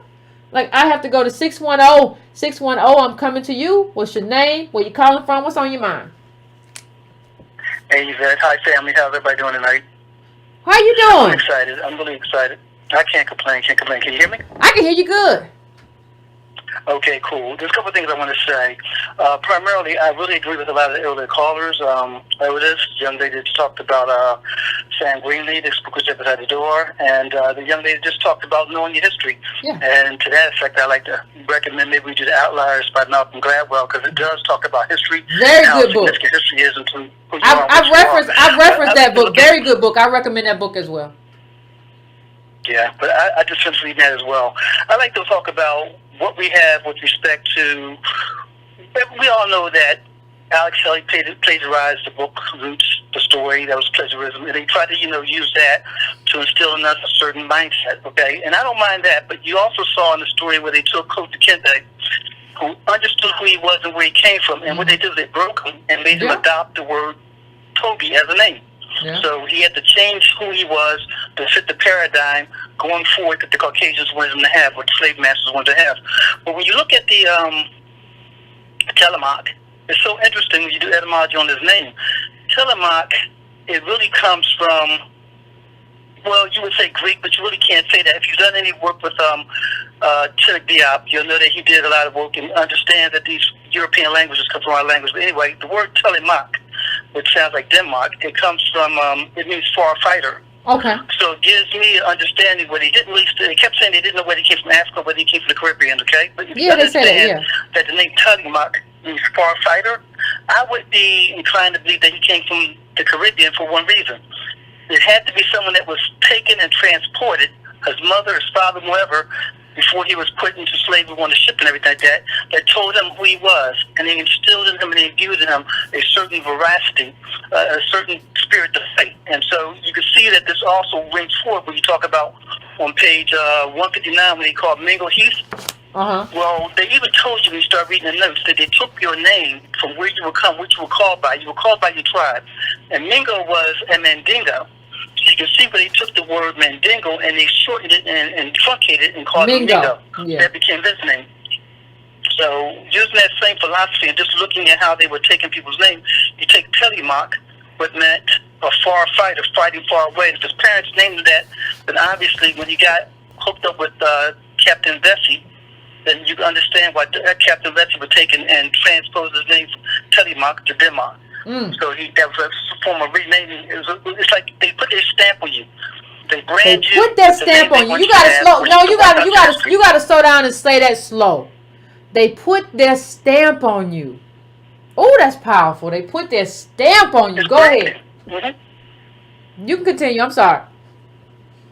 No, I was just saying it's branding. It's like all these young kids today, I want my brand. I'm going to go out here and establish my brand. Well, they brand you. And so that's what it was. They brand you, they renamed you. And so you can see that we need to probably call him by his real name. But his real name is so powerful because you think about what it means. It means faraway warrior, fighter. So his parents knew that they were taken from their land, but they knew that they were far away and they want him to have the tenacity to fight. So he was a far fighter, and I'm more inclined to use his real name, and that's something that we need to do too. We need to go back to people's real names and stop allowing them to steal our identity and rename us, rebrand us. Well, I appreciate your call, caller. I appreciate your call. I just think in terms of where we are now, you know, ain't no real. We got no real African names. We American now, but we need to own that. We need to own the history of the people who came here. We can call. You know, if you want to, you know, because he's Denmark now. Like, you know, it is what it is. I'm not gonna try to. I'm concerned about honoring the essence of who he is. But that was powerful what you said about how they named him Faraway Fighter because of what they knew about what he'd come from. Now, if you wanted to name your child Telemark or whatever, I would have no problem with it. But it's got to be connected to something here, and whether or not that's something that happened here. Okay. I got to go to the next caller. We keeping it moving tonight. I appreciate y'all. 202, I'm coming to you. What's your name? Where you calling from? Hey, this is Zach. Hey. I'm from D.C., and I grew up in Charleston. Oh, okay. So I'm really excited. I was really excited to read this book, and a couple of things stood out to me. Okay. Like you said, I could probably talk about it for 3 or 4 hours, but I won't. One was, so we're reading a text based off of the legal transcript or the hidden legal transcript from his trial. And, you know, repeatedly we're reminded of the importance of information and the importance of multiple streams of information, just like today. I mean, I think his choice to be silent and to remain silent feels really potent to me because, I mean, I think we are very much mourning the fact that we don't have more words, more pictures, more images, but he made a very specific choice, and I think the author tries to connect it to make inferences about his intentions, but clearly I think he saw the resistance going beyond his death, and he understood the importance of legacy and the importance of controlling your legacy to the point of not letting your oppressors have more of your words than you want them to. And I think that's you know, considering how much information was probably circulated on the low and was circulated among communities, like it was very clearly an intentional choice to not be written into the official record as this slave who, you know, begged for his life at the end of his life, or who was defiant in a particular type of way. And I feel like that's still something we can learn from.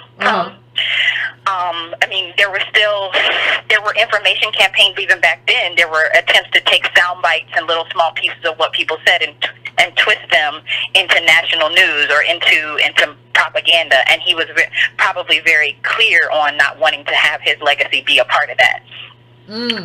Because most likely he saw something after his death. You know, the author talks about the Missouri Compromise and what it foretold for the potential to create more states closer to the South that did not allow slavery, and he saw that the potential, you know, like the potential in connecting with the Haitian people, and that there was a whole, you know, probably a whole set of plans that really probably necessitated a few unsuccessful trials. That was the other part, really trying to reframe failure and what is a failure in the face of so much oppression. And so, like, did he want to, you know, kill everybody in Charleston? Most likely, yeah. He wanted to be successful, but he also saw the usefulness in trying, even if you didn't necessarily have the odds on your side. So I think you've talked about this a few times about like what makes a critical mass versus a majority. Yeah.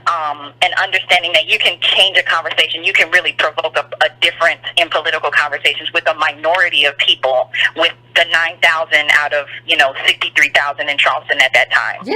That was, you don't need everybody. You don't even need half. 20%. Yeah. There were other things. I'm from Charleston, and I definitely see the information. The way some people experience Charleston is as if Black people like don't know their history, but most likely they're. The book starts out talking about the police state that Charleston was, and in a lot of ways it really still is. It's a very the Sable Curtain and Magnolia Curtain are not gone at all, and people are not, communities are not in direct open conflict. Like, yes, there was, you have the shootings, you have things that have made it to national news, but there's still a very tense relationship between the Black community and the white community, and I think we really owe it to ourselves to investigate more what the silence is about and what is actually being said under the cloak of darkness, especially if you're doing work in the South. If you want to do organizing in the South, you can't just come in there and ask people to like tell me all your story and your legacy. And so I think tell me what traumas you've had and what you survived. And I think the suspicion and the quietness that people receive from folks in the South is caution that was wrought over centuries of being locked down and tortured for any little hint of rebellion. Because in the book they talk about how it got so much worse, like because of the rebellion, like more troops, and like there's a very specific part in the book where they talk about like how white people in Charleston just locked everything down, and then they locked everything down, and then they made up stuff like we never have no slaves. What you mean slave? These was workers. Like so you're right. Absolutely. Yeah. Absolutely. And the information campaign that went along with that too. So the Daughters of the Confederacy really influenced the public school system post Civil War to make sure that we never told our stories, and we always told their stories the way they wanted to be told. Yeah. That was an information campaign, kind of like, a national security campaign. They were not just trying to fool us, they were trying to keep people turn people away from militancy, which was always beneath the surface. After that, I suppose, yeah, I appreciate it, Carla. I appreciate that kind of firsthand look into what was going on and what life is like. I appreciate it. And one thing I will say, I saw a movie like probably like a month and a half ago. I think the name of the movie was Hunger, and it was about like this Irish man during the hunger thing, and he was fighting and he got on a hunger strike. But there was a conversation between him and a priest that was the best conversation that I have seen, because he died. He went on a hunger strike and he died. It was the best conversation I have seen in terms of when is it okay to like die for the cause. And the back and forth, the dialogue was brilliant. So if you get a chance to check out the movie itself, but like it's okay. It's a decent movie, but the dialogue between him and that priest, it kind of makes me think about what she said about Denmark Vesey in terms of living on and how he wanted to go, and how he wanted to, pass on, and like what he kind of, what you kind of felt like he wanted that to look like in terms of when he said die like a man. They said he screamed that from his cell. It is very interesting, and I thought about it in lines with that movie that I had seen. I'm going to go to 267. 267, what's your name? Where you calling from? What's on your mind? Hey, Miss Yvette, how you doing? Pretty good. How about yourself? I'm all right. This is the Mile High Prophet. I know I haven't spoken with you in a moment. Okay. Yeah. Well, anyway, I'm still out here in Denver. Just got laid off from my job, and I couldn't wait to talk with you about this, because the way that this book was written, a lot of it is actually like parallel my life from the past as well as the present. And I have basically maybe like a couple questions I wanted to talk about, like maybe like an experience that leads to the question. I promise not to take up much of your time because I know it's a big night tonight. Okay.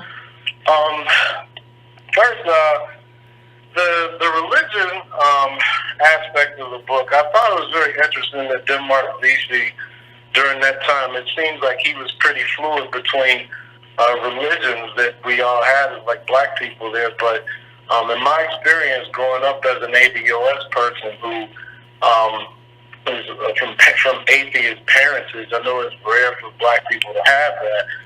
The most grief that I've gotten have been from black Christian women, and you know, my last big time girlfriend was from Columbia, South Carolina. Believe it or not, she was a member of the Church of Christ.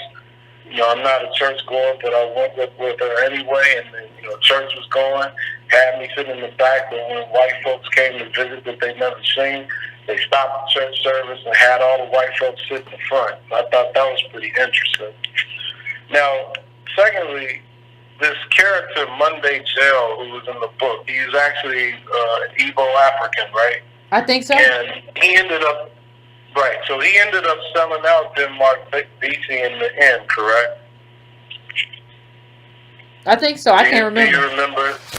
Yeah, so, I mean, I know, like, our pages don't match as far as our books are concerned because I have a digital copy. Oh, okay. But Monday Jail, so Monday Jail basically acted like he was down with Denmark Vesey and sold him out in the end. So the same thing kind of happened to me at work, because what they do, you know, as a math professor, like if they don't like you when they have you teach like these remedial classes, they will find a continental African basically to replace you. So the continental African that came in this time, he happened to be Igbo. He wants to talk to me as if he's an ally about like race this, race that. But then in the end, when it came down to me going to just a little basic meeting about trying to have some racial awareness like on campus, I told him, I said, it's one of these issues now, bro, where if you can't roll with me, I can't roll with you, because this is some serious stuff now, because we're being attacked as far as my ethnic group is concerned. So I offered him to go. He lied and said, you know, he had to go to confession because he's Catholic. Then the next thing you know, he comes to my office screaming at me at the top of his lungs, telling me he don't want to talk about race no more. I got my PhD by myself. No ADOS help me do this, and that. I said, actually, bro, you're wrong there. We built this country for free. You're welcome. So understand this. We still have people who are very grounded in their culture and their ethnic group in such a way where the same way that they sold us out during this Denmark Vesey period, they'll sell you out even at the gig, no matter what, they'll still sell you out. And then the last thing that I wanted to look at is like page 84 of my digital book, and it's a passage where it's written that masters perceive themselves as benevolent, firm parents, ordained by God to direct the errant energies of a childish black race. Blacks found physical safety in their role as a feckless but lovable people who instinctively turn to master for guidance in any task more complicated than picking cotton. Now, my question to you, Yvette, is I love my people. Always will, no matter what, just as hard as Denmark Vesey could, maybe with the exception of getting hanged. But with that passage right there, considering who we are as a people, does that sentiment still ring true for the most part in how we carry ourselves as an ethnic group in this country? And that's all I wanted to say. Okay, thank you for no problem. Thank you, caller. They tell me in the chat it's pronounced Igbo. And also, like, there was another discussion in the chat whether it's pronounced Vesey or Vesey. Like, I can't pronounce it anything other than Vesey, because even though I didn't know a lot about the story, it was pronounced Vesey when I heard about it in school. So I'm stuck here. If it is different, I'm stuck. It's gonna always be Vesey to me. Like, that's because I heard his name in school, but I just didn't hear a lot about it. Like, it was a rebellion. That's all you heard. I can't get that out. It's just like when I write, I still write. When I write and, I still write a comma after it because that's what I was taught in school. Now they're telling me you don't need no comma. I can't do that. I can't change like that. I'm too old to be all willy-nilly out here. You should have taught it to me. Anyway, I'm going to my next caller, 414-414. What's your name? Where you calling from? What's on your mind? Hey, Yvette, this is Naomi from Milwaukee. Can you hear me okay? I can hear you fine. And what's going on? What's going on? Thanks so much for having this book club. I'm really excited. I'm a reader myself, so just excited to be able to call in and offer you some of the things that stuck to me. So I'll just go ahead and go for it. So the first point that struck me is it kind of baffled me in the beginning when they were talking about Barbados and talking about how everything was established in Charleston, that even though there was a majority of, let's say, slaves or black people that were there, 8 to 9% of the population was still holding all the wealth, and 8 to 9% of the population was pretty much in control. So for me, I feel like, I don't know, with such a majority blacks, you would think we would have some type of organizational effort to unite or something, and it just baffles me on, why we couldn't be more relentless in our efforts to create our own equality at that time, seeing that we were the majority. The other thing was that the point that they brought up more in the beginning of the book called that they always preferred the saltwater Negroes. I feel like that's similar to today, that they prefer people from the other countries, across the pond, Africa, whatnot, because they don't have that unique history that many of us have. They don't want to be having us move to revolt. They don't want us causing any disruptions. And it's deep because I feel like they want us to be docile, not to stand up for ourselves, and to continue to keep them filled with all the fruits of our labor. So in order for our people to survive, that really has to stop, and we have to stop holding our hands down and, really be relentless in our efforts in order to kind of unite around a common cause. Okay. Sorry. No, go ahead. Finish your thought. Go ahead. No, you can finish your thought. Oh, my other thought. Okay. My other thought was I just plan events for a living, so as far as my roles, I always have a plan B, plan C in place. So as far as like any future items, you have to kind of anticipate a traitor, anticipate the things that are going to happen that's wrong, because things are going to happen that's wrong. And, a whole revolution can't fall apart because, some people drop out of the mix. I feel like just, a plan B, a plan C. What's your plan B if somebody tell the white people? Like, what's the plan B? Say that again. I say, what's your plan B? If you a slave and somebody tell the white people, what's your plan B? What's the plan B?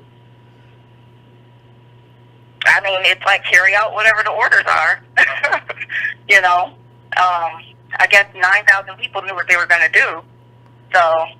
Yeah, but you were also depending on people coming up from the rural areas. And then what happened too? The white people who they got suspicious, and so they brought in more military, right? And they brought in their guns. So what you gonna do?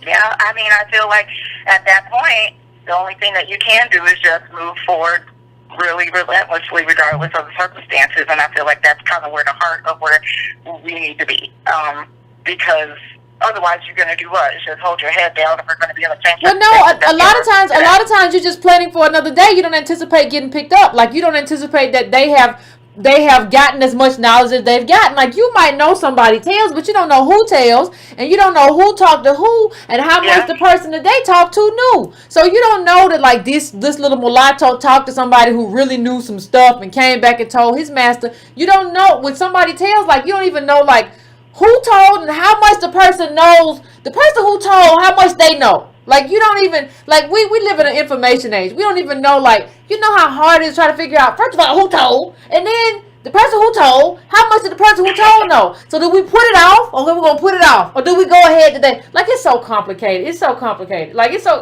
complicated. Like, there's no way to, like, no. So thank you, Carla. I appreciate you for calling in. I appreciate you. I gotta get ahead I'm gonna try to take another caller before we head on out. But yeah, like one thing we gotta guard against is saying like I would have done it differently. Yeah, maybe if you had cell phones and but you still couldn't have, because how do you know who talked to who and when and where? So you don't know what to postpone it. Let's lay low, because they know. Or you don't know what to go ahead. Or you don't know, wait a minute. They done brought a bunch of troops in here.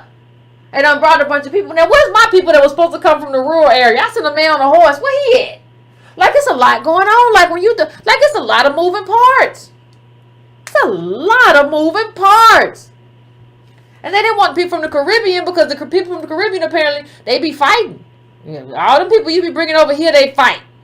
The saltwater ones don't fight like that. But them people in the Caribbean, they know about all the stuff, and the Haiti, they fight too much. So I am going to 424. What's your name? Where you calling from? What's going on? Hey, Yvette, this is Doreen from Inglewood, California. What's going on? Hello. I can hear you. Hey, thank you and Tone for your groundbreaking work for us, Thank American you. DOS. I appreciate that. Something that stood out to me in the book was this short passage. Okay. The bondage of Native Americans was practiced throughout North America, but Carolina, within a few years of its settlement, gained the distinction of enslaving more Indians than any other of the 13 colonies. My comment is that I don't know if the Native Americans were in South Carolina at the same time as Vesey. Nonetheless, I'm sure he was aware of them, but he was focused and not trying to save everyone like the present-day Negroes caping for illegal immigrants or others. Uh-oh. He was focused on what he defined as his group. Uh-oh. And keep in mind that the Indians didn't stay slave. It didn't work. See, people always say, well, the Indians were slave too, and the Native Americans, but yeah, it didn't work. It wasn't consistent. It didn't work for them. But you're right, in terms of he wasn't like, well, let's go talk to Choctaw Paul. Like, let's go talk to King. He didn't know. It was just like, I'm working with this group here, and I can't even work with everybody in this group because I got to watch the mulattoes. So he was like, I'm working, like, remember the mulatto who told on him had to go and find information and sniff around. Nobody recruited him. He only had like 3 of them. Like, he was very specific in terms of what he did, because when you cast your net too far, you get some weird little crabs in your net. You right, Carl? Exactly. And my last comment is there's a Denmark Vesey film on YouTube called A House Divided, made in 1982. Uh-huh. And it has Yvette, Bernie Casey, Rosalind Cash, Mary Alice, Antonio Vargas, and it follows the book very closely. Yeah, you're exactly right. You're exactly right. And we have to kind of, one thing we have to drive home is that, we have this thing now where, like, when another group comes in, what we kind of want to do is be like, well, we're just like them. We're just like them because we all brown.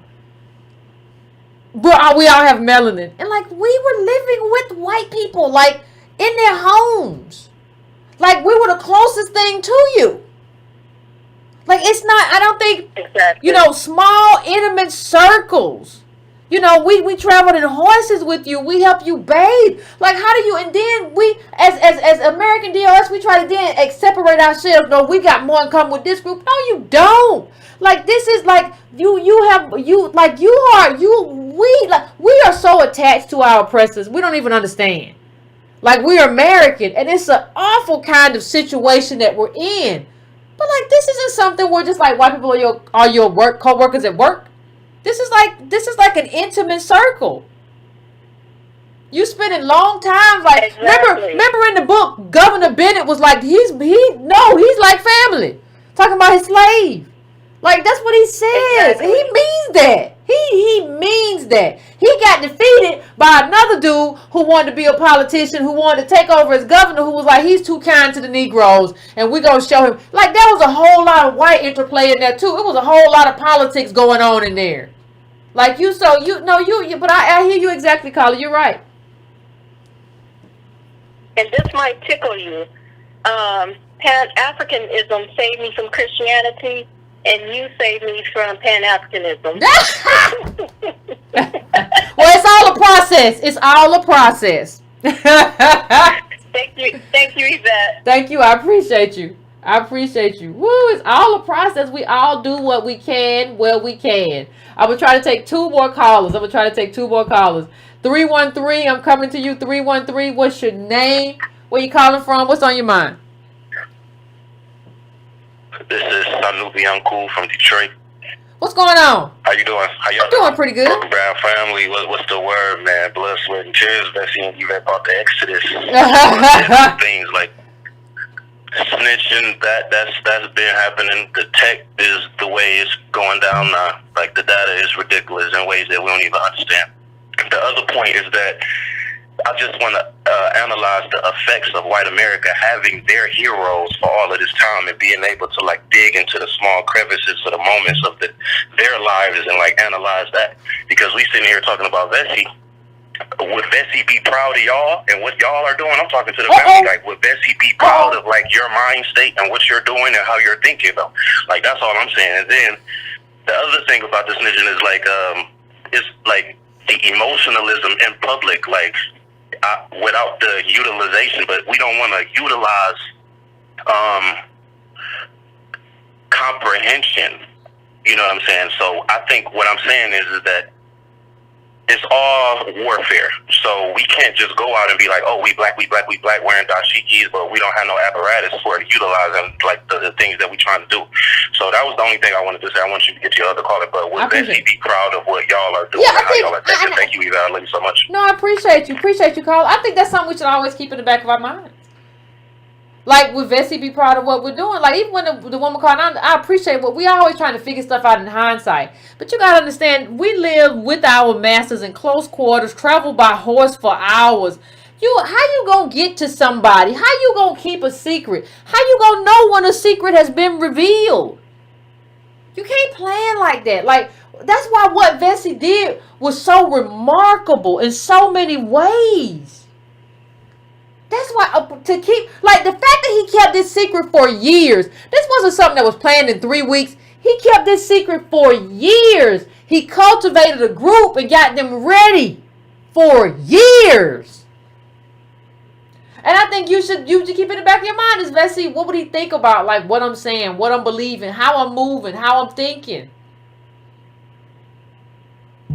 Because this is all about how you move in your life. This is all about how you move in your life.